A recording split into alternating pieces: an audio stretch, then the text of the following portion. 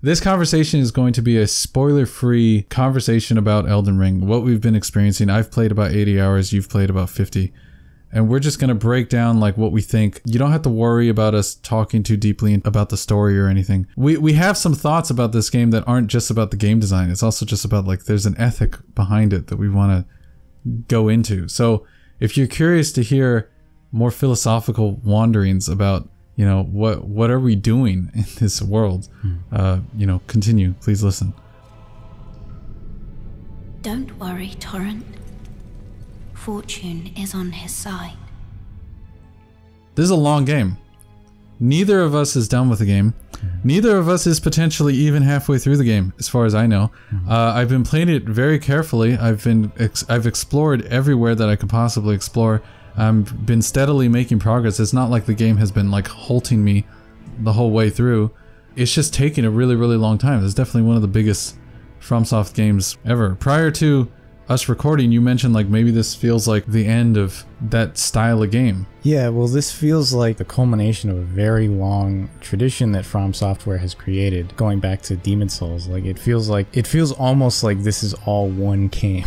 not just that it's a franchise, but that this game is like it's taking those other games and it's putting them all in one pot, right? And it's kind of showing you like here's what we have. And it feels very much to me like a mic drop. Like they just want to stop this sort of train eventually.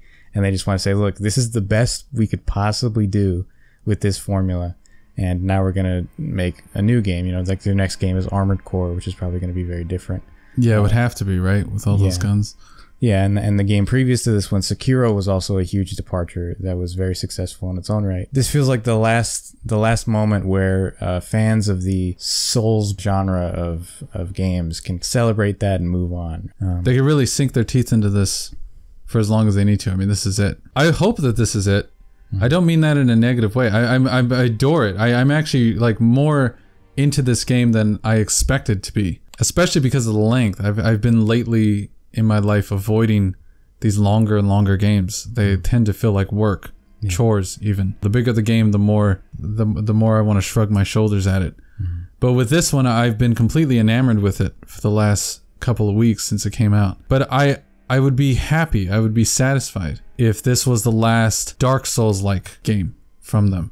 In the sense of it's the type of game where you bring up your shield, where it's medieval, high fantasy in some ways, lots of pastoral greens. I would be very happy if this was it, if this was the end of that. I'm much more inclined toward what they've been doing with Bloodborne and Sekiro, in the sense of Bloodborne's twisted, haunting alien quality, and Sekiro's Eastern, twitchy, fast mysteriousness, or what was built into that. Dark Souls feels like more of a known quantity, and Elden Ring feels in that vein. I think From Software has a tradition of being between all of those different games, not just specifically games about, you know, fighting big bosses and leveling up slowly and sort of building up your skill and your familiarity with the world. The sort of unifying quality of all this is that even down to the way that the game controls, even down to the menus, it can be a game that almost feels like it is designed to look undesigned to me at times. I feel like the game really thrives weirdly in an open world context because it feels so real. It feels like you are just being dumped into a world. And like all of our experience growing up, like when you are new to a world, there is no way you could possibly understand how it functions. And you're just supposed to participate in it anyway. And that's a really like delightful, sort of wonderful feeling. Literally wonderful, because it fills you with this curiosity that you're not used to having. Yeah, that is one of the things that is especially unique about this type of FromSoft game. And in many ways, it makes Elden Ring a return to the original Dark Souls. Because the first time you and I played the original Dark Souls, when we were babes in the world of FromSoft and knew nothing about its design, we would walk toward the wrong direction and die.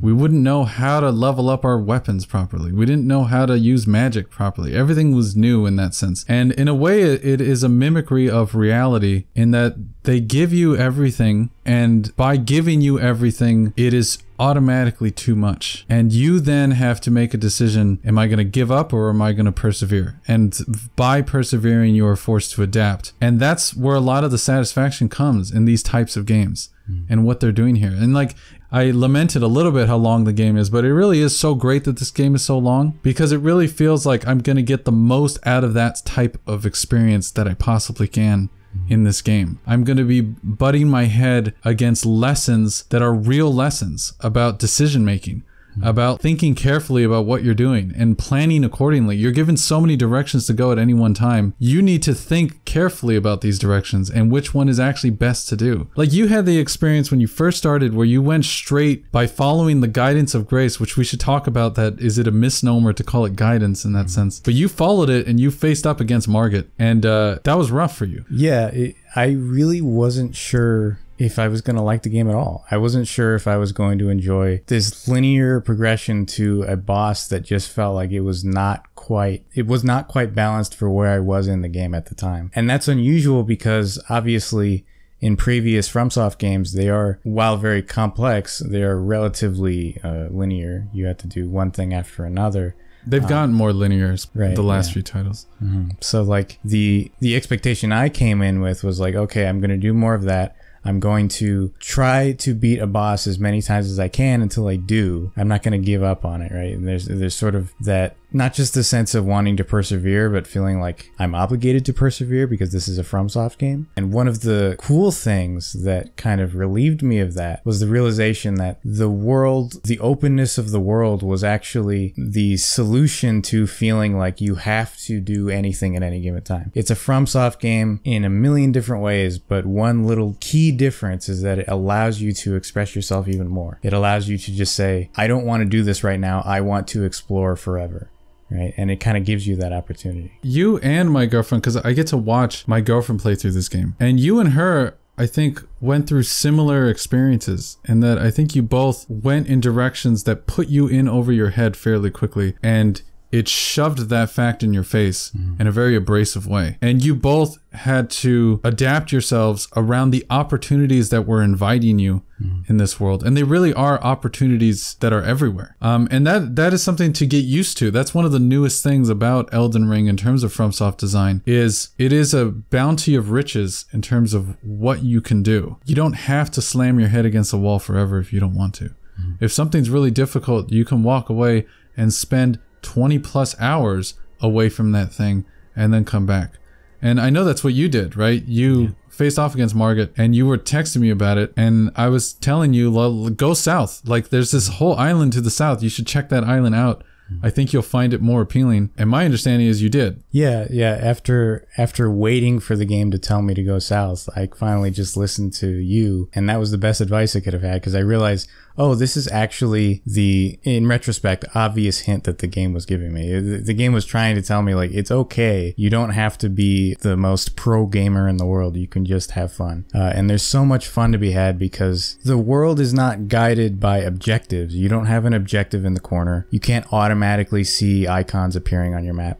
It's all based on just like whatever you want to do. It's a very freeing experience. I got to Stormvale Castle when I was something like 40 hours in. So I experienced an entire game before going back to Stormvale. From my point of view, it felt to me like facing off against Margit the first time was like facing off against the nemesis who killed your father and finding yourself a child in the face of him. And you're pushed down in the dirt, but he lets you live. And then you have to spend the next 20, 30 years building yourself back up to face him again stronger and better than you were. That's honestly what it feels. I mean, that sounds corny in the sense of, oh, you know, you're talking about going south in a game. But it was a whole nother continent to the south. And I went there and I did this before you and my girlfriend did. And so for me, this was like uncharted territory. Like, it really felt like I was just going where I felt like I maybe, you know, just where my curiosity led me. And it actually really worked out magically. Like, it felt like I was discovering things constantly and I was learning the game. I was learning how to better myself. It felt like my character was being strengthened. One of the things that this game is actually revealing to me, and it's something that is true about all the FromSoft games, but I really think Elden Ring actually like forces it to be at the very core, is that communication is the essence of the game design of FromSoft games. And now there's the superficial way in which that's the case, in that there's messages everywhere. But having the game be so open makes the messages even more valuable than they ever were. And it makes things like what you and I did, where we just text each other and talk to each other about it, all the more valuable. And what people are doing on the internet, you know, expressing like, hey, go here. Hey, there's a weapon here. Hey, there's this and this. And the fact that it drives people towards those communities because it's so open, there's something secretly Death Stranding about it. Like, it's exactly what Kojima was trying to express in Death Stranding, but done en masse in real life as a direct result of everyone wanting to continue, but having a hard time, but supporting each other through that hard time. Without guidance, without the strength of runes, and without an invitation to the round table hold, you are fated, it seems, to die in obscurity.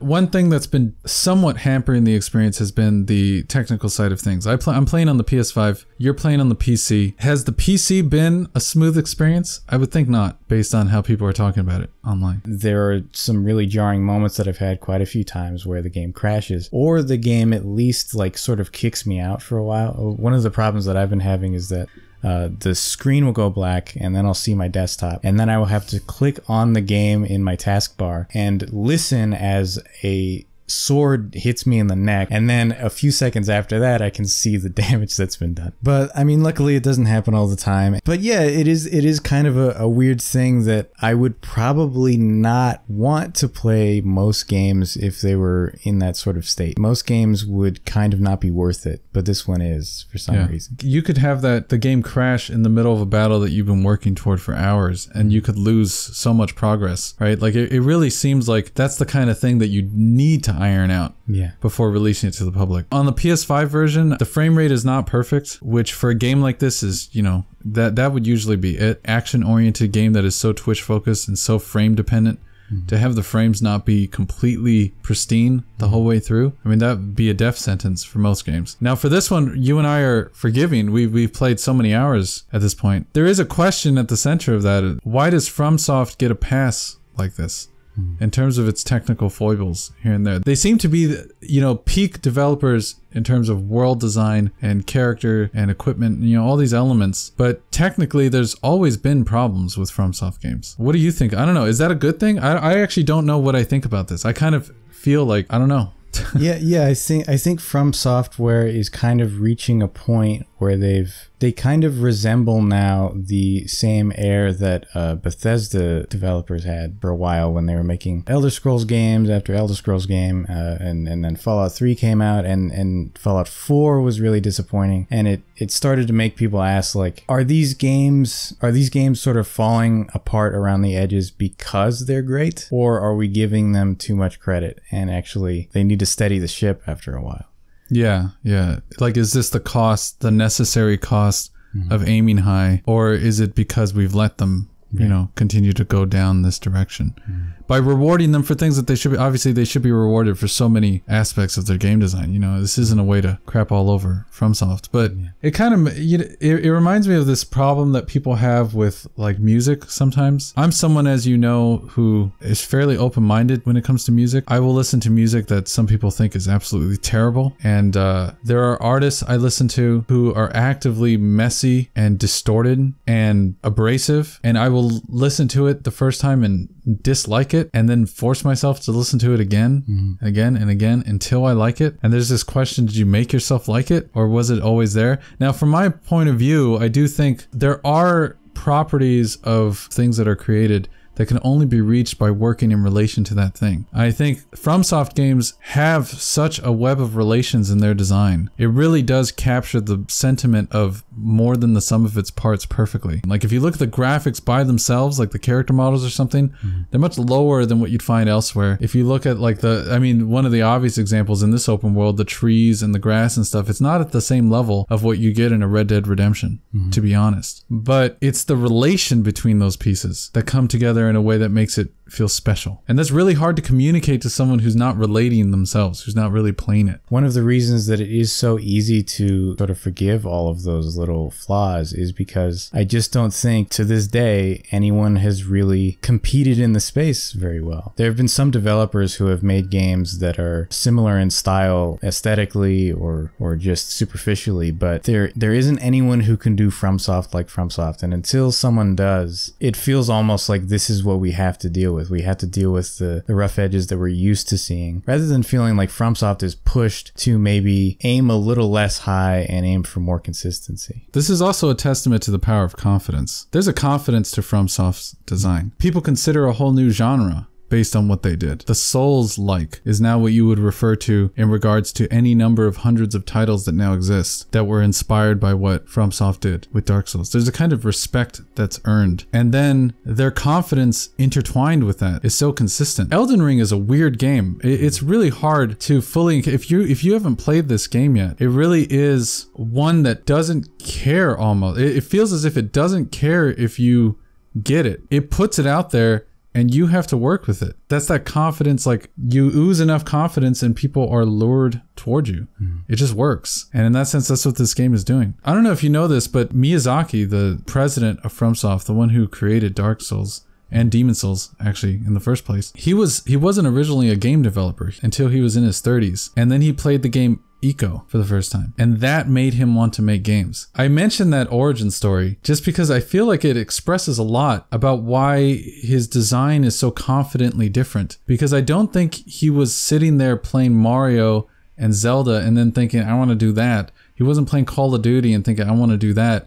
He played Eco, and that was the thing that made him want to develop. His trajectory is in a totally different direction than so many other developers. Yeah. And there's something magical about that. There's a quality that this game has where it feels like it feels like somehow FromSoft manages to put an entire universe of like testing and iteration and just brute forcing the sheer scale of their games, right? They have this system of like reusing everything. We get so used to the fact that like a lot of the enemy animations are familiar from other games, and like the textures and the geometry are familiar. The architecture is familiar. The types of weapons. Right, exactly. So like we get used to this idea that like they're taking everything they have to create their own little self-contained universe of game development to make a style of game that nobody else is even working on, let alone achieving.